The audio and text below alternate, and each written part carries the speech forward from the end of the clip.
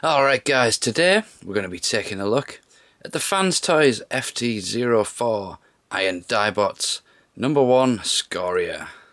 Scoria comes in this very impressive looking box, which is based on the Japanese Takara Transformers releases. So this is the first in the Iron Diebots line, Fans Toys version of the Masterpiece Dinobots. This series will comprise of all 5 Dinobots, Grimlock included. The scale for these figures was reset at the MP10 Optimus Prime, and as Grimlock was originally released before that, he's a little bit out of scale with the modern Masterpiece. But Fans Toys have got you covered. Not only are they releasing their own version, but they also include with this set a pair of platform shoes to go with your original Masterpiece Grimlock. So if you don't fancy shelling out for another Grimlock, Fans Toys got you covered there too. Also, the box we're looking at is really nicely designed. The picture quality is nice and crisp, and the cardboard is extremely thick.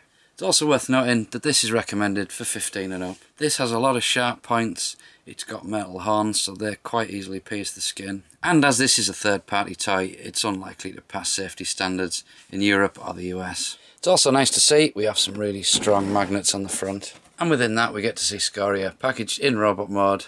And on the inside we've got this really nice looking picture of Scoria with a background of flames. Scoria also comes with a specs card. This is really thick, almost credit card style. And on the back we've got the bio in English. And we've got his tech specs on the bottom there. And we also get this set of instructions. Yeah, it's nothing overly thick, but we've got nice colour pictures in there. And I like the way it shows you which bits they're moving at what point. So it's all in there, whatever you need to know. And a handy section at the back showing you how to do the faces and how to sort the batteries for the weapons. Before we take a look at Scoria though, these are the platform shoes that go with your Masterpiece Grimlock. And these feel a little bit cheap. They would just slot in under your Grimlock figure, which I don't actually have to show you. They actually have a couple of moving parts. This piece comes out like that, and this piece will move forward, but they don't click in and they don't feel particularly tight. In fact, this one just rattles about.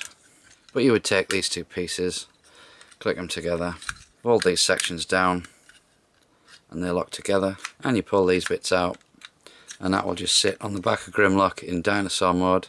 So when you get this guy out of the box, you'll notice he's big. He's very big. And next to Smokescreen, you can kind of see just how big. He feels in scale and he definitely looks intimidating. You may notice he doesn't feature an Autobot symbol, but he does have a nicely sculpted piece ready to put a sticker on. So if we take a closer look at his head, it's quite nicely done. It is restricted just a little bit due to the thing behind it, but you can certainly get some decent expression out of that. I also love that they've painted the eyes a reflective material. Then we come to his arms, and these are actually quite nicely done. We've got a ratchet joint going in and out, but unfortunately, up and down, no ratchet there. And we can also turn it, the bicep. And we also have an elbow joint, but again, no ratchets. As for the hands, these move up and down due to the transformation. And you can also move the whole section in and out just a little bit. And you might be noticing we have some finger articulation. Now it should be noted that when you get this, they're really, really tight. It took some force to move these the first time. They are still pretty tight, but they're definitely loosened a little bit. So the thumb will move up and down. It doesn't go out very far, and in fact gets in the way when you're trying to put the weapons in his hands. As this is a Dinobot, you're going to expect a little bit of junk on the back of the robot mode. Well, this is pretty nice looking junk, and you do have a little bit of posability with these wings. You may notice this piece on the back doesn't really lock in too well. It kind of sits there, but you're going to need to move that out the way slightly, so you can access his waist articulation, which again is really tight and nicely ratcheted. As for the legs, we've got quite a lot going on here. So we've got articulation that is separate there, and you will notice that leg's very heavy. We can also come all the way out. These bits will move for the transformation. We've got a turn at the top there, no turn at the knee, but it does have a very heavy ratchet there, and you can actually stand him up and balance him on one leg with no problem at all. I also like the fact that on his knees we've got these smoky plastic pieces, and you can see some colour in there. It serves no other purpose than decoration. These need to be nice, chunky, heavy feet just to hold the figure up, and they do it perfectly. You can see they're really nice and clean, nicely sculpted, barely any junk hanging off, everything is hidden within the leg. The feet themselves do actually pivot, and we've got a little spring-loaded motion there. This entire section at the bottom is all die-cast metal, and that's where a lot of the weight for this figure comes from. It's also worth noting that these horns on the back, they are movable, so depending on what you want to see from the front, you can bring these out, or you can tuck them in so they're not visible at all. This figure is very heavy, but he's brilliantly balanced, and the posability options that you've got mean you can just go crazy. So as for holding the weapons, like all Masterpiece weapons, they have the little tabs at the side that are going to slot in. You will notice though, the positioning of this thumb, that is as far around as you can go with it. So you're not going to be able to have him wrap the thumb around the weapon. I find it's easy just to tuck the thumb out the way completely. Once you've got the gun tabbed in, then you can fold the fingers around it. So as for his gun, he holds that pretty nicely. The only thing I don't like about the gun is the red bit on the end. I know it's part of the lighting up gimmick, but it looks like a Lego brick stuck on the end. His sword on the other hand is a little bit trickier. Again, you're going to have to tuck that thumb out the way.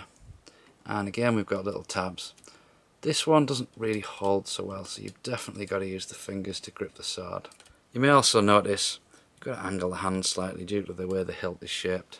As swords go though, this one is pretty nice. The blade itself is pretty much the same size as the one that came with Grimlock, but the handle, due to the fact that it has to hold the batteries, is a little bit longer.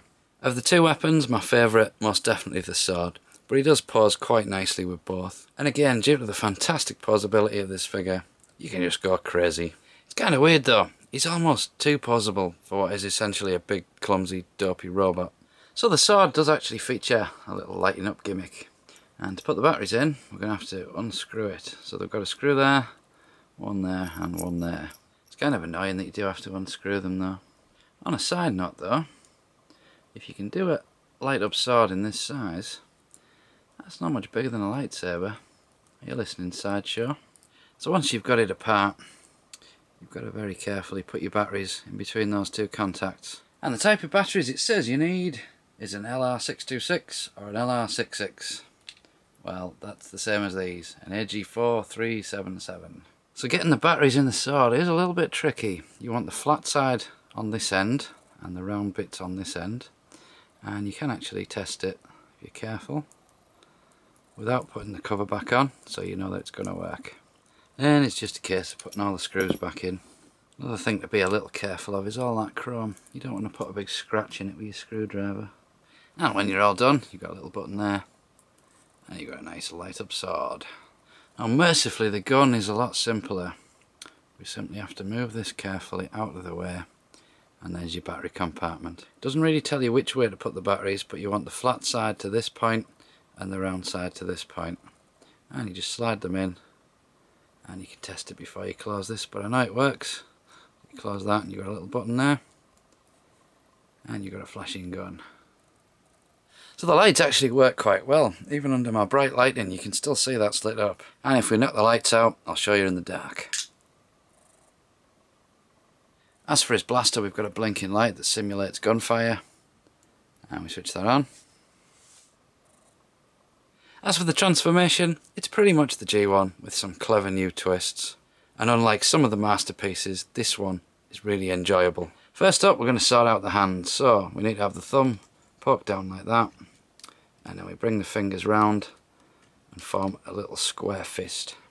On the underside of the arm there's a little panel that opens.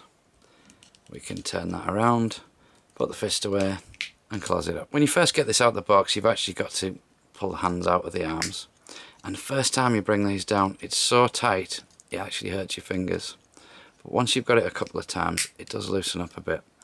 Once you've done that, all you need to do is straighten these out, and these actually collapse in just a little bit. So straighten the elbow, push the arm in. Another section that's a little tricky out of the box is this panel. It tends to get jammed quite a bit, and as you can see, mine does have a little bit of scratching where I had to wedge it out. If you do get stuck, take the head off, and there's a tiny little bit of a groove where you can sort of wedge something behind it. But try not to slip because that's going to scratch the chrome. So we take that piece down, and under there's another panel.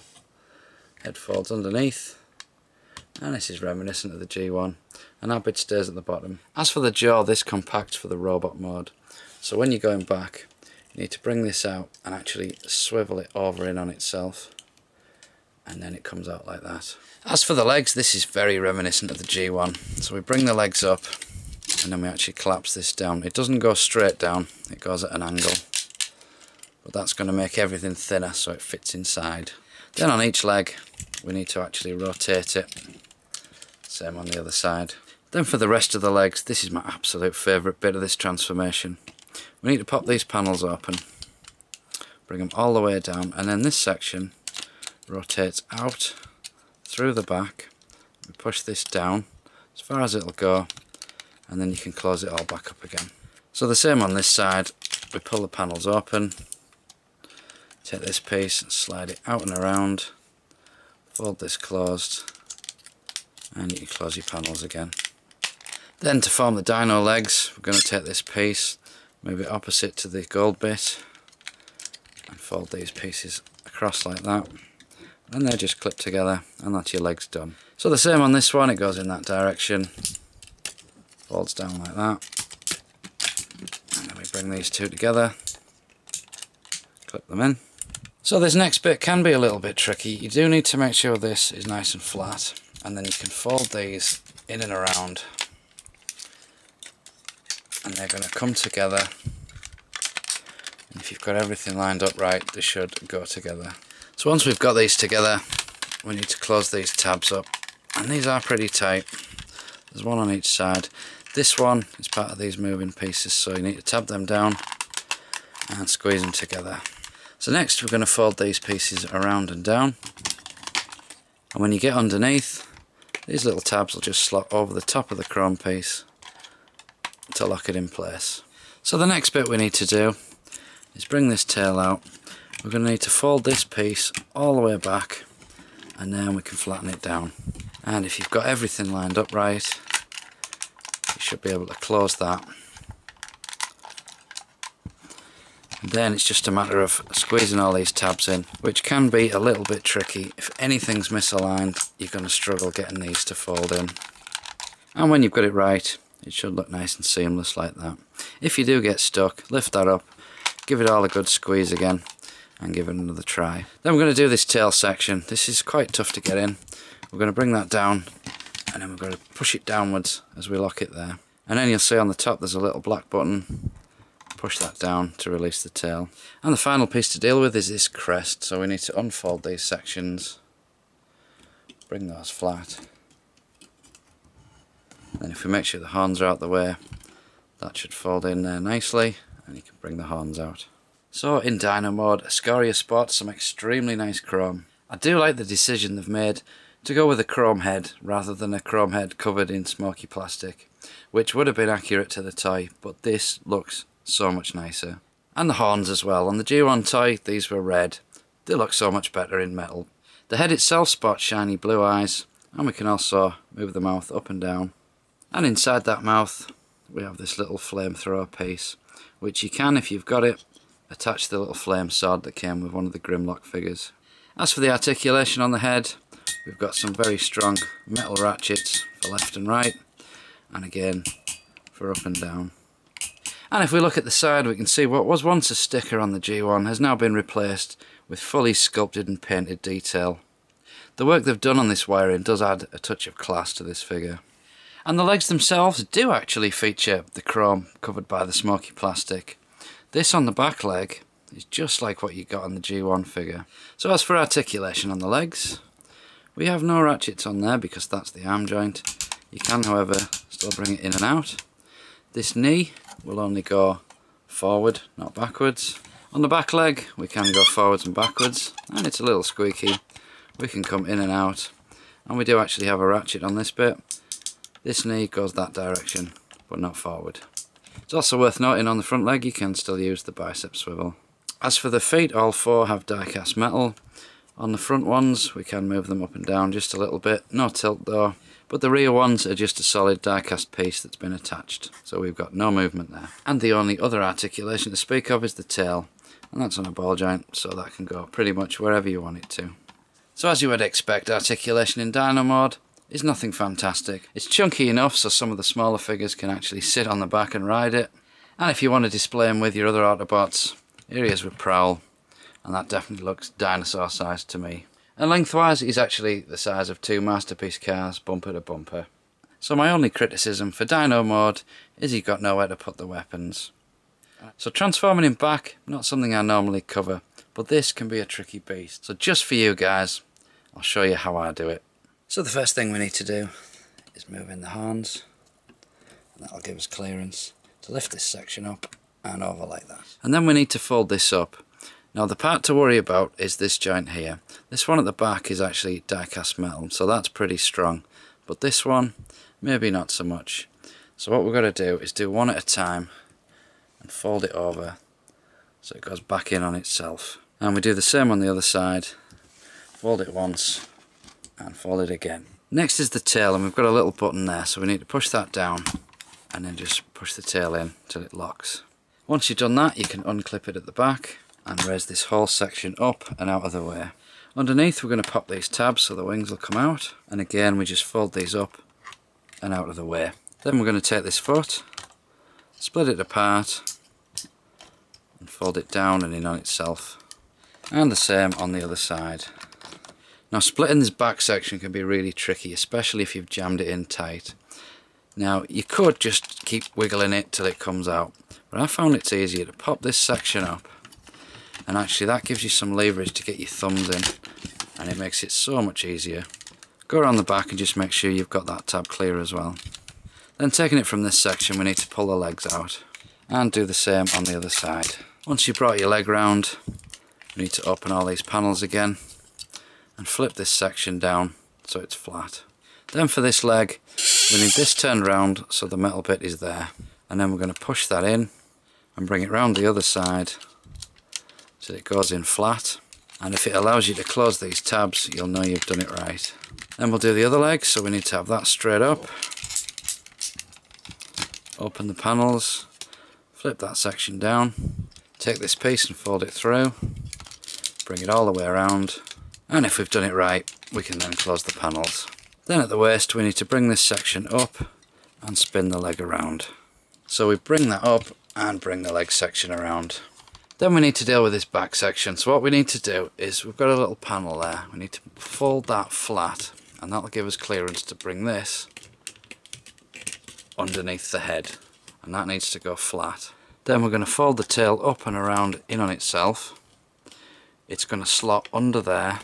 That then creates a gap, so we can bring these wings up and out the way, and then you can tuck this section in, and you'll see it just doesn't actually clip, but it holds into a little groove there. Then we can fold this section all the way down and flat against his back. Then we've got the arms, so we need to pull these out.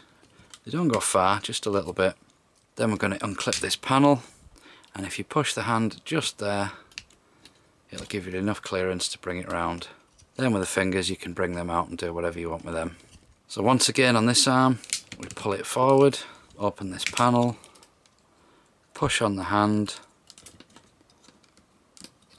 and that allows us to bring that round, and then you just got to sort out your fingers.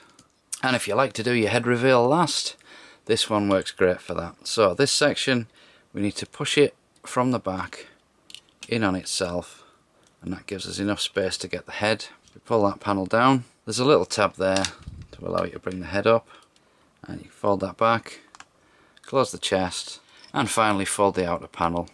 And that gives you robot mode with the least amount of fuss. Scoria comes with 2 heads and 4 different face plates. As it comes in the box, this head is attached, and if you want to switch it out, just turn it around a bit so you can get hold of it, and you just pop it off its little ball joint, and you can take your alternate head and pop that back on.